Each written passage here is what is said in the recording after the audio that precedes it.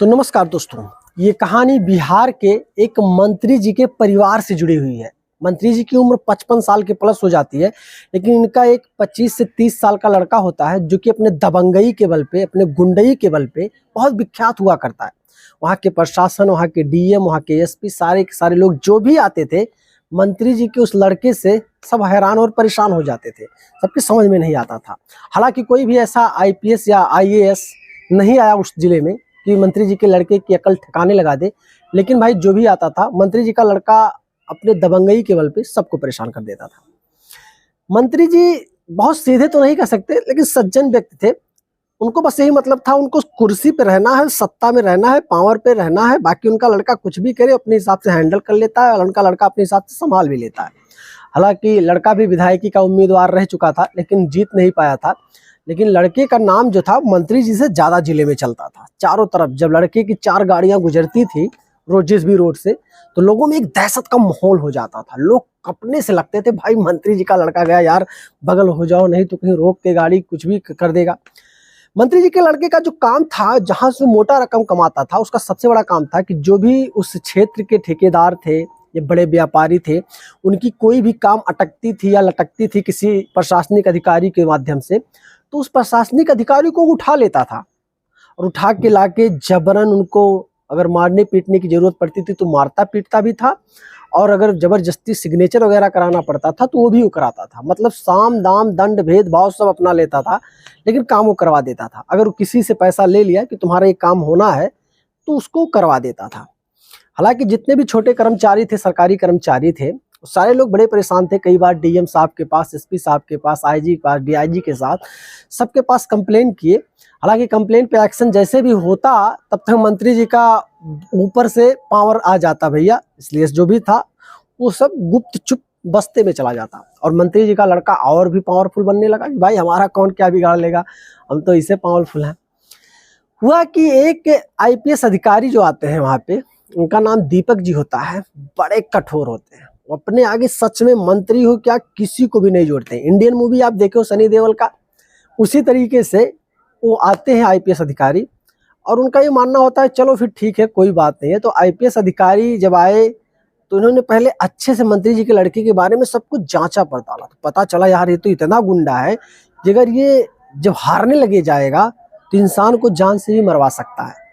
अब आईपीएस अधिकारी जो थे वो बड़े परेशान हुए, तो उनके एक मित्र थे, वो आईएएस के रैंक पे थे, जिलाधिकारी के पोस्ट पे थे दूसरे जगह। तो उन्होंने अपने मित्र से बात किया कि ऐसे ऐसे बात है, यहाँ पे एक गुंडा रहता है, भाई इस गुंडा ही कह लो उसको, और मंत्री का लड़का है और अपने आगे किसी को जोड़ता नहीं है। कुछ अगर बात बने किसी तरीके से, आप अपनी पोस्टिंग यहाँ पे करवाओ तो हम दोनों लोग मिलकर इसका जड़ उखाड़ सकते हैं। तो उन्होंने कहा ठीक है, मैं बात करता हूँ, मेरे भी परिचय के बहुत सारे लोग हैं, मैं बात करता हूँ, अगर कोई सुनता है तो उस जिले में मैं अपनी पोस्टिंग करवा लूँ तो अच्छी बात है।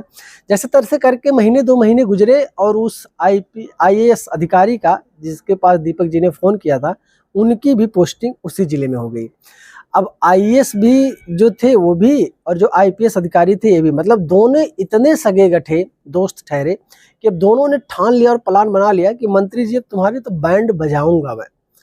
अब क्या होता है, मंत्री जी का लड़का एक लेखपाल को उठाने वाला था, क्योंकि कुछ बड़ा मामला था जमीन का, एक व्यापारी के माध्यम से। तो व्यापारी ने मंत्री जी के लड़के को सौंप दिया कि मैं तुम्हें 1 करोड़ रुपया दूंगा अगर मेरा ये काम आप करवा दोगे। अब 1 करोड़ का रकम सुनने के बाद मंत्री का लड़का भाई आग बबूला हो गया, अपने लड़कों को लगा दिया टीम पर मूवियों की तरह, और कैसे भी करके लेखपाल साहब को उठा लेता है। तो लेखपाल साहब ने कहा ऐसा है साहब, मेरे हाथ में नहीं है सब कुछ, आप कानून को उसको उठाओ, कानून को चाहेंगे तो ये मामला आसानी से हो जाएगा, और मुझसे कुछ नहीं होगा, मुझसे आप जो कहो मैं करवा सकता हूँ, पर आप कानून को उठाओ, आपका काम बन जाएगा। हालांकि मंत्री जी का जो लड़का था इतना भाई जानता नहीं था। वो कानून को जब उठाने चला तो पता चला जो वहाँ के कानूनगो हैं वो भैया एक थे, और जब वो उठाया तो कानूनगो की जगह आईएएस अधिकारी जो कि आए थे, जिनकी नई नई पोस्टिंग हुई थे, उनको उठा लिया। अब जब उनको उठा लेता है भाई, तब मामला यहाँ से बहुत भयंकर रुख मोड़ ले लेता है। अब मंत्री जी के लड़के की यहाँ से लुटिया डूबनी तय हो गई। अब एक आईएएस अधिकारी को जब इसने उठाया तो भाई आईपीएस अधिकारी और आईएएस की दोनों की रणनीति पहले से बनी हुई थी, किसी तरीके से इसको फंसाना है। अब ये तो इनको तो उठा लिया, फिर आईपीएस अधिकारी जो थे दीपक जी, एसपी के पोस्ट पे थे, इन्होंने अपना पूरा पावर लगा लिया। भाई डीएम साहब को उठा लिया गया है, वो भी एक फर्जी काम करने के लिए। अब इसी पे फुल एक्शन हो जाता है और मंत्री जी के लड़के को इसी के मात्र 2 घंटे के अंदर और मंत्री जी के लड़के के साथ 6 से 7 लोगों को और गिरफ्तार कर लिया जाता है और लाके थाने में बंद करके पहले पूरी रात कुटाई की जाती है ताकि इनका मनोबल गिर जाए यहीं पे, और इनको एक पेड़ में बांध कर भी तोड़ा जाता है, मारा जाता है, बहुत जबरदस्त इसी तरीके से।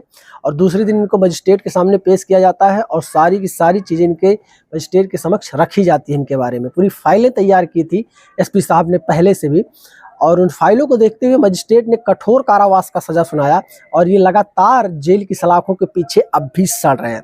मंत्री जी पावर में रहने के बावजूद भी बहुत दम लगाए, लेकिन एक आईपीएस एक आईएएस अधिकारी ने जब अपना पावर लगा दिया तो मंत्री जी को ये लग गया कि भाई अगर एक आईएएस एक आईपीएस अधिकारी चाह लेना तो बड़े से बड़े मंत्री की हेकड़ी तक निकाल सकती है। ये साबित कर दिया उन 2 बड़े अधिकारियों ने मिल करके।